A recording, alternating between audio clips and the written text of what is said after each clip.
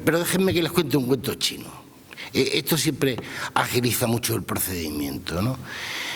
El emperador llama a sus topógrafos y le dice: a ver, quiero un mapa lo más detallado posible de todos los recursos del imperio, ¿no?, bajo pena de muerte. Los topógrafos empiezan haciendo un mapa con esta tarima, luego se dan cuenta que le faltan ríos, fortalezas, minas, y hacen otro tan grande como esta sala, y así el cuento llega hasta que al final hacen un mapa tan grande como el imperio.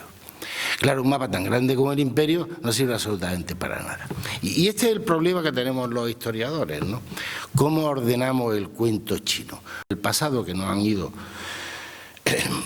quedando con respecto a esta zona y en su contexto para que sea inteligible. Y este es el trabajo, sobre todo, que le toca a los que hacen las conclusiones, que lo tienen más difícil, porque ya viene bastante depurada la información. Si ustedes atienden a lo que han oído en estas dos jornadas, la situación inicial habría que remontarla al siglo XIII. Es decir, ese momento donde en una parte del territorio, en la penibética, desde Gibraltar hasta la frontera con Murcia, hasta los Vélez más o menos, se concentra cada vez más una población musulmana que está en retroceso ante el Islam, ¿no? Y en otra parte del territorio, desde Gibraltar hasta la costa onubense, ¿no?, o hasta Sierra Morena, teóricamente dominan los cristianos. En esa sociedad, no en otra, ¿no?, es donde empieza a crecer la nobleza que llamamos convencionalmente andaluza. Buena parte de sus linajes venían de Castilla y otros son linajes nuevos. Pero esto es una discusión para especialistas, ¿no?, y no nos vamos a aburrir con eso. Esa nobleza, durante el primer siglo y medio de su existencia, tiene poca cosa que hacer, menos la guerra. Eso es lo que le ha contado Jesús García Ayuso, ¿no? Tiene poco que hacer porque incluso en sus propios territorios no hay muchos vasallos, ni cristianos ni musulmanes.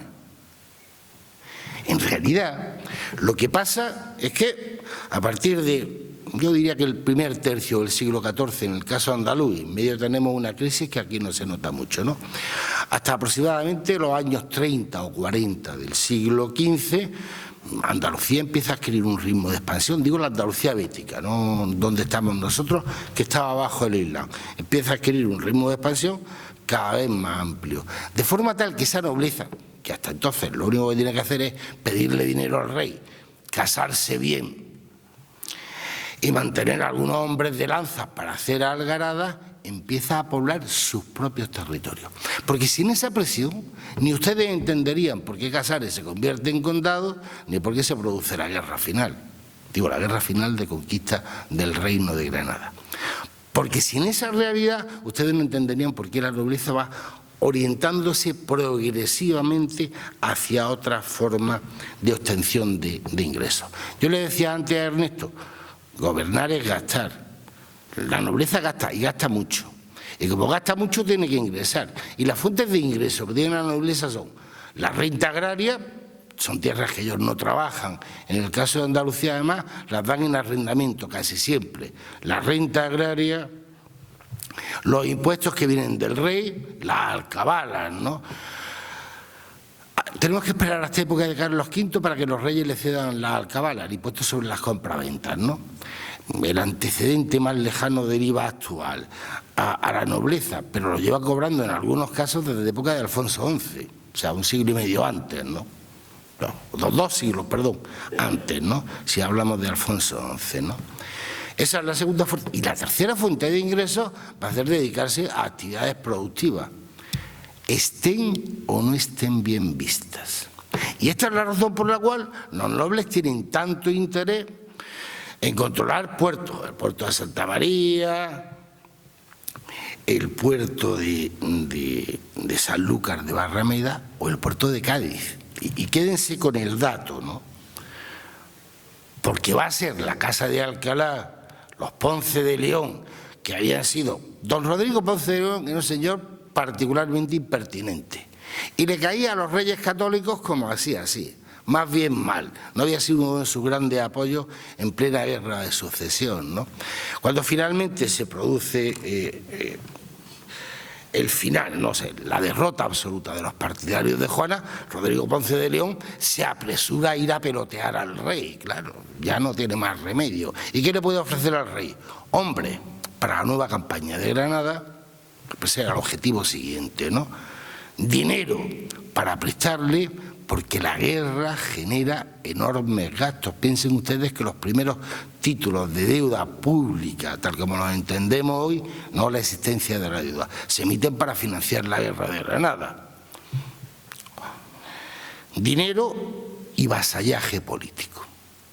Cuando se produce pero en el ínterin, quiero decir, al margen de lo que estaba pasando en la frontera granadina,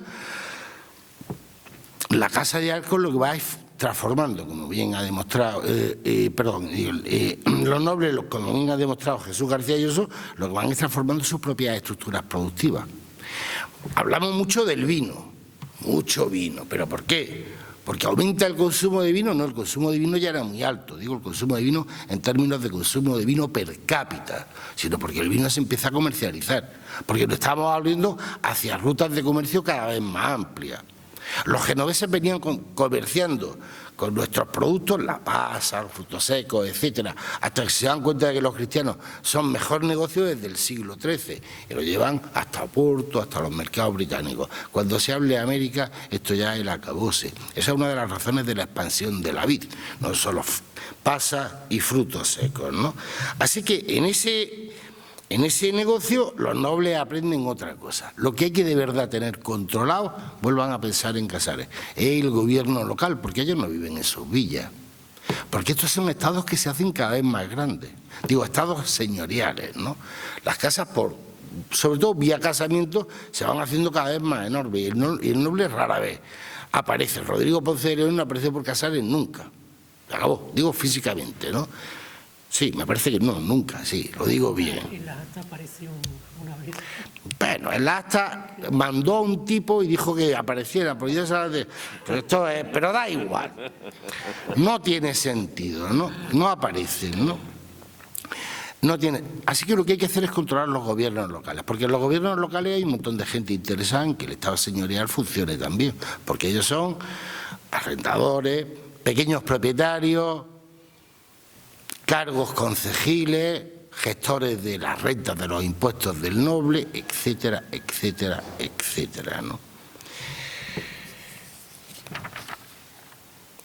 Y finalmente llega la guerra, todavía estamos en el contexto, y conquistamos Granada. Y fíjense, entre 1485, que es cuando capitula esta zona, y 1492, que capitula el centro del reino, Granada es, junto con la Andalucía bética, las tierras menos señorializadas de toda la corona. En el caso de la Andalucía bética, en torno al 46%. Los datos de carretero de última hora, que son los más recientes que tenemos, en torno al 46 o el 47% pertenecían a señoríos laicos o eclesiásticos, ¿eh?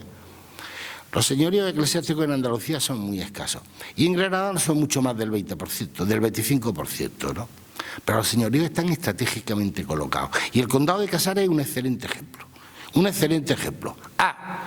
Porque sirve en la frontera tradicional como freno frente a los musulmanes a los que sería autorizado a quedarse. B, porque sirve también de resguardo a las zonas costeras de las que hemos eliminado a todo musulmán en la medida en que hemos podido, ¿no? Porque había que echar a los musulmanes de la costa, porque si no venían del norte de África, sus primos, sus hermanos, los que se habían ido, y luego pasaban estas cosas que nos ha contado Marcos. Y C, porque son excelentes zonas de control espacial. Se queda el conde con el condado de Casares y lo cambia por Cádiz y por 10 millones de maravedíes. Y vamos nosotros, que somos unos ingenuos, y nos los creemos, ¿no? No. Lo que hacen los reyes católicos es decir, a ver, macho, suelta Cádiz, que ya está bien, ¿no? Que ya está bien, porque Cádiz sí que es un centro, un foco de riqueza esencial, y a cambio te doy un condado, te elevo la categoría, te doy honores y te permito, no lo olviden, ¿no? Porque en el caso de los Ponce de León, esto sí que es cierto, que participe en otro tipo de rentas de la corona en otros lugares que no están en Granada, ¿no? Así que eso es lo que pasa entre el 13 y el 16, ¿no? Lo que nos ha contado Luis y Sala Almera es cómo esa nobleza andaluza, que cada vez es más poderosa, va diversificando las fuentes de ingresos y las va diversificando con las mismas prácticas de gestión, con las mismas prácticas mercantiles con que lo hacía quien más avanzado estaba, que era la Iglesia y luego la Hacienda Regia. Así yo le echo un vistazo a lo que me dicen, yo que tengo, en fin, que esto sí me lo sé, no quiero decir, tengo experiencia en la documentación, a la documentación regia, a la eclesiástica, a la concejil y a la señorial, y me sitúo a la altura de 1530, casi todos cuentan las cosas de la misma manera, ¿no? Pero eso no pasaba en el siglo XIV. Se va produciendo un modelo homogéneo porque ese modelo homogéneo también muestra cómo estas cuatro patas se integran de manera clara en lo que hoy llamaríamos el Estado moderno sin más complicaciones. No el Estado donde hay soberanía popular, no, esto es otra cosa. Un Estado moderno, un Estado integrado. Pero en el caso de Granada eso tiene sus pequeñas complicaciones, ¿no? Tienen sus pequeñas complicaciones. No obstante, para entender cómo se resuelven las complicaciones en los señoríos granadinos, piensen en una cosa. Si yo utilizo, aunque este es un índice imperfecto, y Rafael Benítez Sánchez Blanco vendrá conmigo en que poco preciso, pero si yo utilizo como un índice claro, ¿no?, la distribución geográfica de los ingresos de la corona en el conjunto de Castilla, lo que vamos viendo a partir de la segunda mitad del siglo XV es cómo se va desplazando lentamente desde la Castilla del Duero hacia la Castilla de la Baja Andalucía. Este es el mejor síntoma de la expansión económica de una de las regiones, la Andalucía bética, que antes sale de la crisis del siglo XIV. Sevilla es lo que es gracias a eso. Cádiz, el puerto, Sanlúcar, son lo que son gracias a eso, no solo gracias a su posición geográfica, si lo comparo con lo que estaba pasando, por ejemplo, en Portugal, que estaba teóricamente mejor situada, ¿no? Y por tanto las casas que tienen el grueso de esos ingresos en estas tierras que son fértiles, van a ser casas terriblemente poderosas. Esto les va a pasar a los Medina Sidonia. ¿En qué consiste la complicación granadina? En que aquí había que tratar con gente a la que le habíamos dicho que se podían quedar. Esos son los musulmanes convertidos. ¿Se quedan todos? No. Con mis cálculos, que con perdón son los más precisos del mundo mundial, pero tampoco es que nos hayamos dedicado mucho a calcularlo. Esto no, en fin, no tiene mayor mérito, ¿no? Pero con mis cálculos, un 30% de la población granadina, de los conquistados, de los musulmanes, se van aproximadamente entre 1485 y 1504 y 1505, justo después de las conversiones. A ver, si ustedes lo piensan en términos contemporáneos, esto es terrible, terrible. O sea, si nos quedamos en un tercio de la población, es terrible. ¿Se van de la misma manera en todas partes? No. No, porque en el centro, en la Alpujarra o en la Vega Granadina, se queda mucho más. Se van de aquí una buena parte. Eso antes de la rebelión de 1501. Una buena parte. Se van. Y hay un condado. Y ahora ya tenemos un conflicto de jurisdicciones. Esto es lo que nos ha contado Catalina. Ella lo ha contado de una manera que parece que son relaciones entre de hermandad o no hermandad entre Casares y conflictos. Esto es más fácil, ¿no? En la Granada nazarí no existía ni el concepto de término de la ciudad. Las ciudades no tenían término, no tenían territorio, porque tampoco tenían ciudadanos. Desde el punto de vista jurídico, no es que no hubiera gente en la ciudad, no es que los musulmanes no distinguieran entre alguien quien vivía en la ciudad y alguien que no, pero no tenían territorio, ni territorio, ni había pastos propios, había comunidad de pastos. Así que cuando llegan los castellanos hay que repartirse los pastos. Y a Marbella, teóricamente, se dan los pastos de la tierra de Marbella, es decir, de todo, Ojén, Ostán, Istán, Javí, etcétera, de todos los musulmanes que se habían ido a ir a las alquerías, porque Marbella solo se repuebla con cristianos. Y todos esos son los pastos de Marbella. Pero entre los pastos de Marbella y los pastos de Casares, a tenor de lo que nos dicen los pleitos de esos años, no había manera de distinguir. ¿Qué hace el conde? Su señora y luego su niño, que se ponen chulos, porque los nobles con independencia de la comunidad de pastos se estaban poniendo chulos en toda Castilla. La apropiación de los pastos comunes en beneficio de las rentas particulares de los señoríos no es ninguna broma. Jesús García Lloso y yo examinamos 40 pleitos entre mediados del siglo XV y mediados del siglo XVI, y eso es de los conflictos más frecuentes, y el universal por el gobierno. Y esto es lo que explica la tensión entre Marbella y Casares. Una indefinición que nunca terminó de acordarse. Todo el empeño del bachiller Juan Alonso Serrano, que terminó siendo imputado por fraude, esta vez sí, como contador mayor de cuentas en 1501, uno de los pocos casos donde pillaban a alguien con fraude. En el siglo XV Bárcenas era un señor perfectamente respetable, ¿no?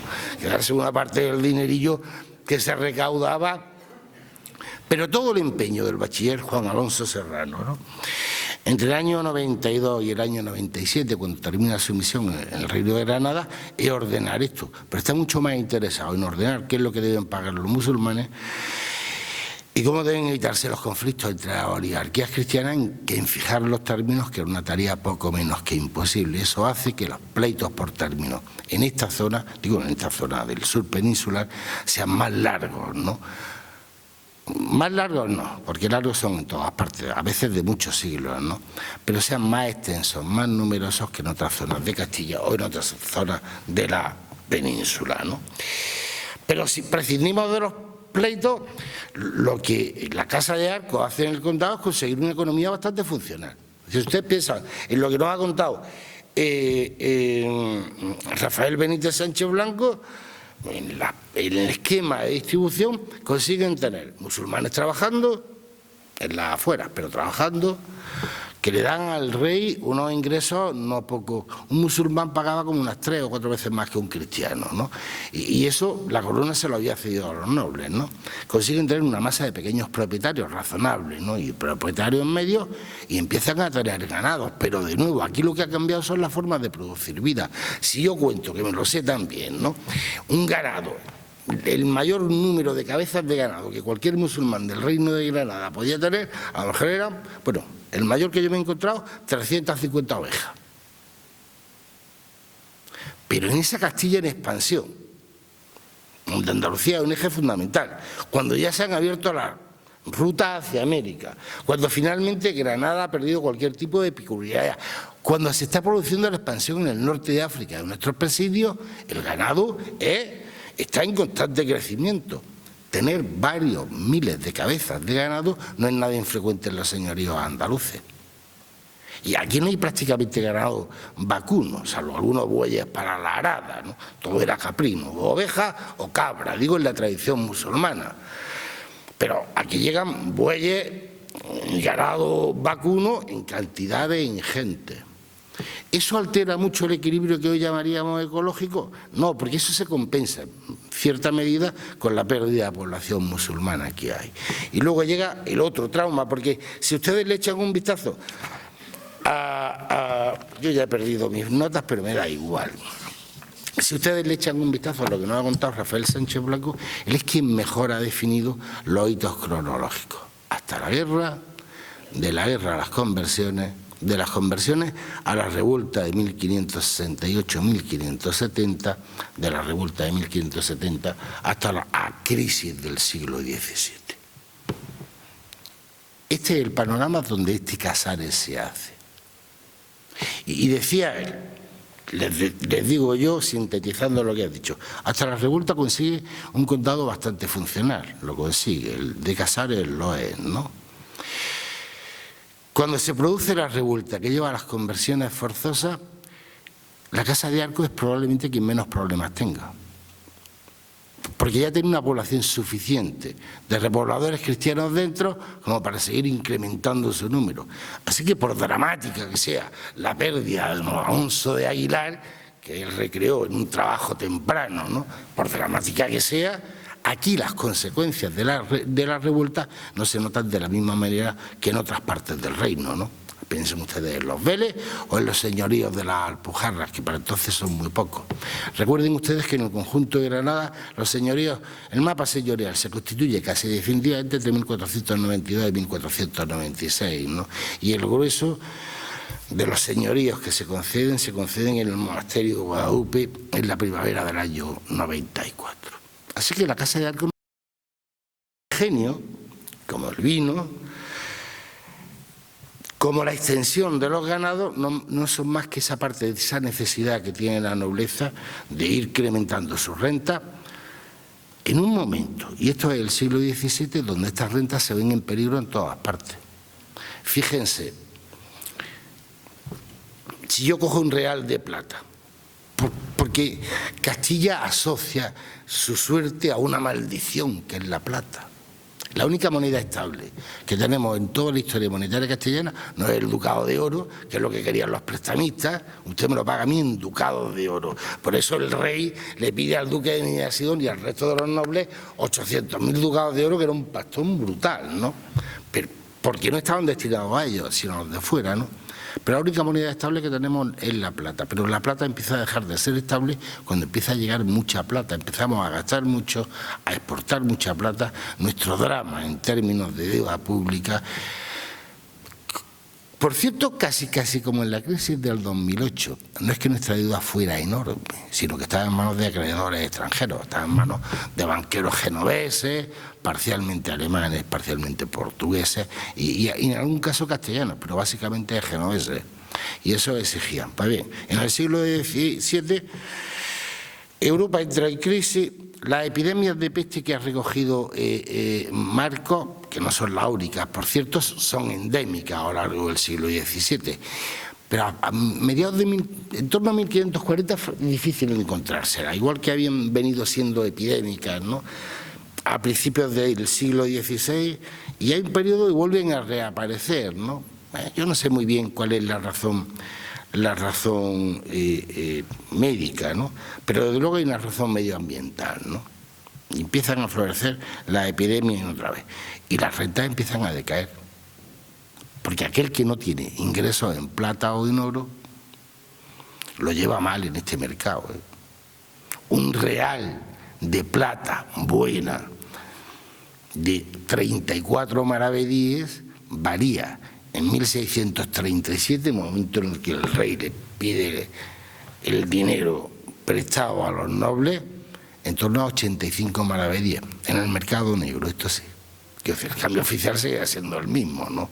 Pero hay un mercado negro de divisas, igual que hay saca de plata. Uno de los trucos que tenía la Hacienda Real era resellar, como en la República de Weimar. Era bastante fácil. Uno llegaba, tengo un billete de 10 euros, te pongo un sello y tu billete vale 30 euros.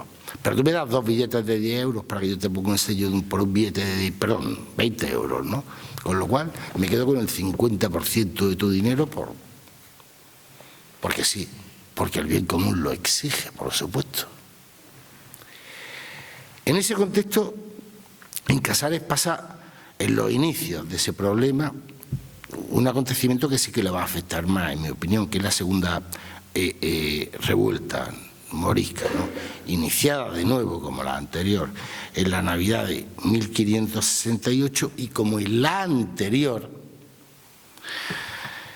no es una revuelta generalizada desde el principio. Una revuelta que se inicia en diciembre de 1568 en el Albaicín de Granada, no se termina formalmente hasta junio de 1570, momento en el cual se reúne a todos los representantes de los moriscos en el Hospital Real de Granada y se les dice: "Ale, os vais a repartiros por Castilla", ¿no?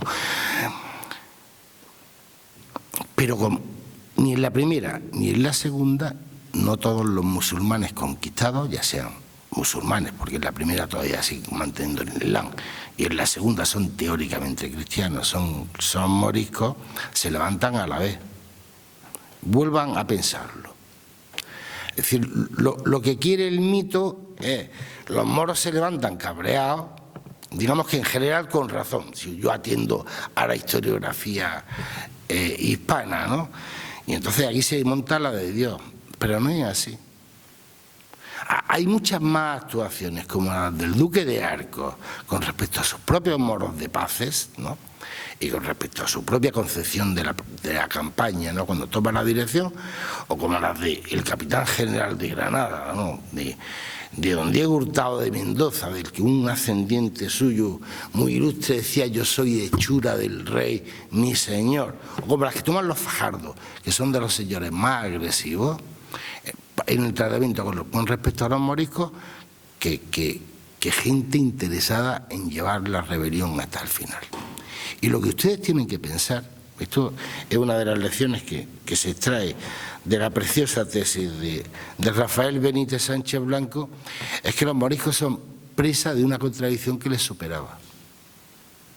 Sí. La intolerancia, la Inquisición, santo Dios, parece que haber nacido en estas tierras te da intolerancia como perfume, ¿no? Lo que pasa es que en toda Europa, y no empieza precisamente en el sur peninsular, ¿no?, empieza con la condena de Juan Hus, canónigo de Santa María de Praga, ya por 1420, ¿no?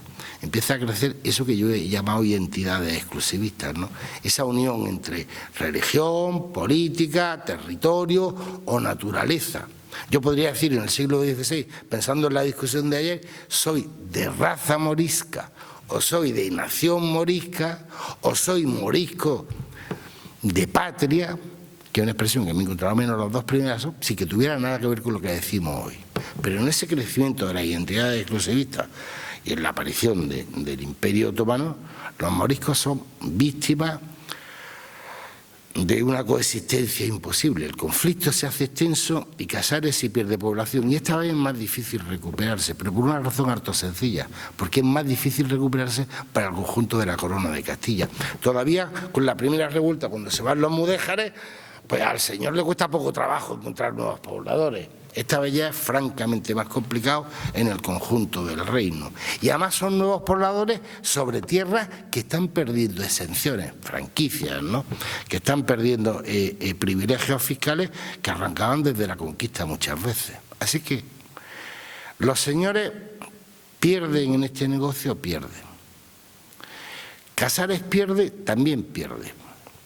Digo Casares como identidad colectiva, ¿no?, por lo que yo sé, pero ya estoy dispuesto a que me corrijáis in extenso. El ganado no parece que disminuya, digo los señores de ganado, no parece que disminuyan en grandes cantidades, y la viña, pensando en Manilva, pues se mantiene relativamente bien, ¿no? Los demás no sabría yo muy bien si funciona o no funciona, pero no lo sé, no quiero entrar en eso. Pero lo cierto es que en ese contexto, decía antes Benito, y tenía razón, es que eso, sustituimos al señor por los grandes propietarios del siglo XIX. Pero Casares entra en una etapa de aislamiento, yo no voy a decir si feliz o no feliz, pero sí aislamiento. Su propia orografía ya favorecía desde la época en que era frontera entre el Islam y Castilla, este aislamiento. No por casualidad el condado se hace sobre la antigua Dá de Casares.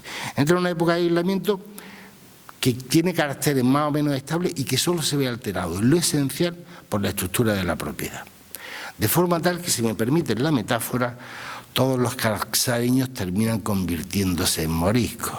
Quiero decir, el grueso de la población de Casares pasa a ser o pequeño propietario o arrendatario, porque los grandes propietarios, ¿no?, o los campesinos ricos prósperos que detectó Rafael Sánchez Blanco desaparecen prácticamente en su totalidad, ¿no? La desamortización no hace más que agudizar el proceso, y la convulsa historia de este país en el siglo XX ya la conocen ustedes bien.